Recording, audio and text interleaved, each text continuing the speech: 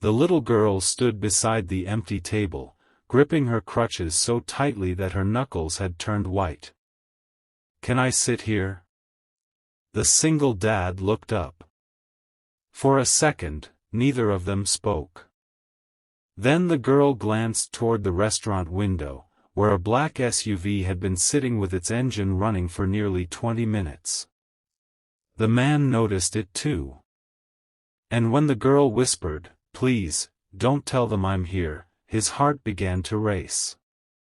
If you enjoy emotional and mysterious stories like this, subscribe to our channel, like this video, and tell us what you think in the comments. The man's name was Daniel Brooks.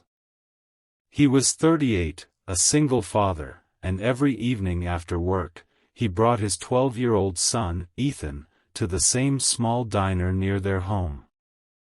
That night, Daniel had barely touched his coffee when the girl appeared. She looked about 14. One leg was missing below the knee, and she moved carefully with a pair of worn crutches. Her jacket was too thin for the cold November evening. Daniel pulled out the chair. "Of course. Sit down." The girl sat quickly. "My name is Lily," she said softly. "Daniel."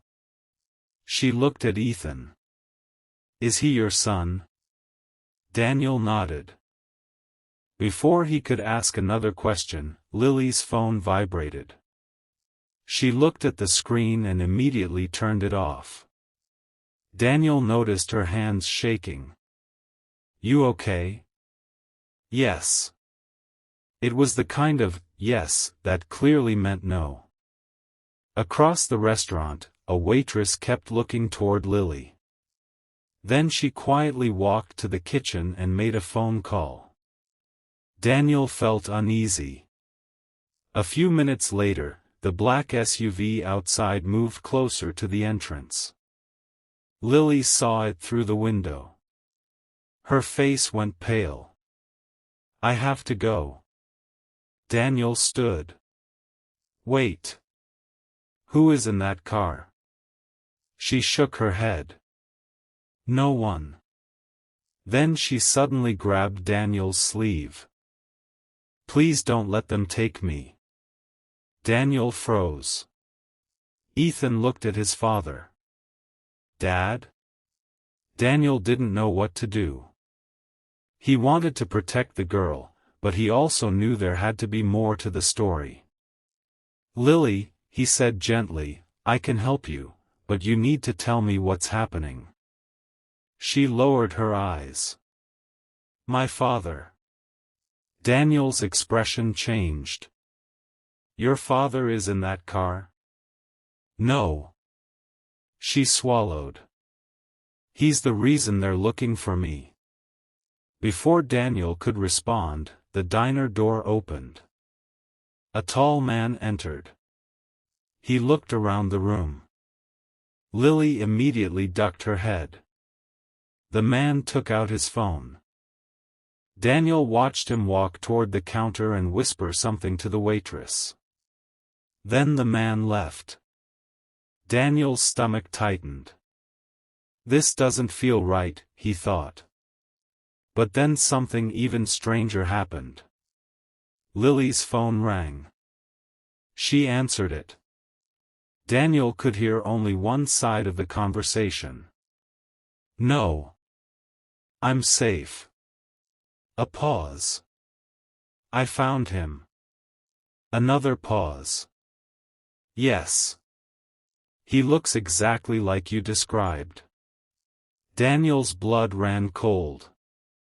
"Found who?" he asked. Lily ended the call. She looked at him with tears in her eyes. "You." Daniel stared at her. "Me?" She nodded. "I was told to find a man named Daniel Brooks." Daniel stepped back. "Why?"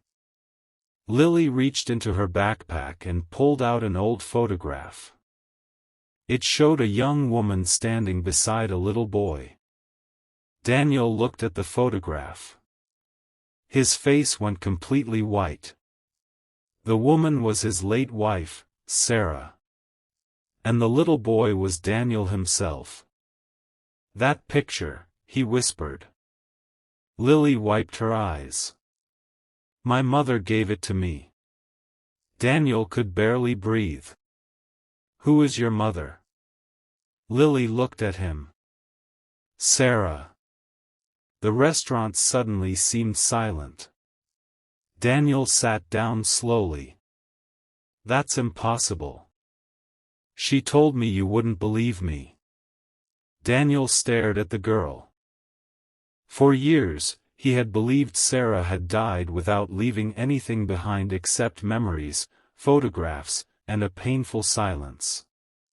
But now a teenage girl was sitting in front of him, claiming to be Sarah's daughter. His daughter. And that wasn't even the biggest secret. Lily reached into her backpack again. This time, she pulled out a small wooden box. Daniel recognized it immediately. It had belonged to Sarah. His hands trembled as he opened it. Inside was a hospital bracelet, several old photographs, and a handwritten letter. Daniel unfolded the letter. The first line nearly broke him. "Daniel, if you are reading this, it means I failed to tell you the truth." His eyes filled with tears. The letter explained everything. Before Sarah had met Daniel, she had given birth to a daughter named Lily. Lily had lost her leg in a terrible accident when she was 8. Sarah had wanted to tell Daniel about her, but she was afraid. She feared Daniel would see Lily as a burden. Then, when Sarah became seriously ill, she tried to arrange for Lily to meet Daniel. But Sarah died before she could bring them together. The black SUV outside belonged to Lily's guardian, who had been searching for her after Lily ran away from home. Daniel looked at Lily. "So you came here because of the letter?" Lily nodded. "I thought you might hate me." Daniel's eyes filled with tears. "Hate you?" He stood and walked toward her. "You are my family." Lily began crying. "But I thought maybe you already had a family." Daniel glanced at Ethan. Then he knelt beside Lily. "I do." He gently touched her shoulder. "And now I know my family is bigger than I thought." Ethan stepped forward. "So, she's my sister?" Daniel nodded. Ethan smiled through his tears. "Then she can sit with us." Lily covered her face and cried. But this time, they were not tears of fear. They were tears of finally belonging somewhere. Daniel later discovered that the strange phone calls, the black SUV, and the secretive behavior had all been part of Lily's desperate attempt to find him without knowing whether he would accept her. Every frightening clue had seemed like a warning. But the truth was something completely different. She wasn't running from a dangerous secret. She was running toward the only family she had left. That night, Daniel drove Lily home with Ethan sitting beside her.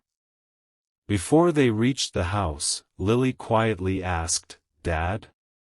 Daniel looked at her in the rearview mirror. "Yes?"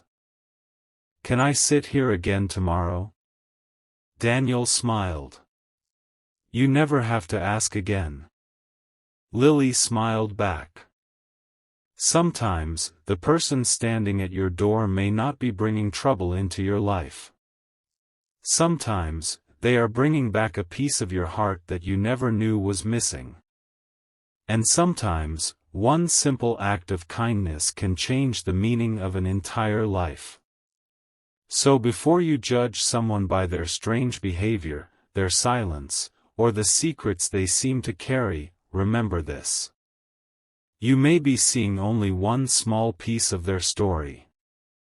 And the truth may be far more beautiful than you ever imagined.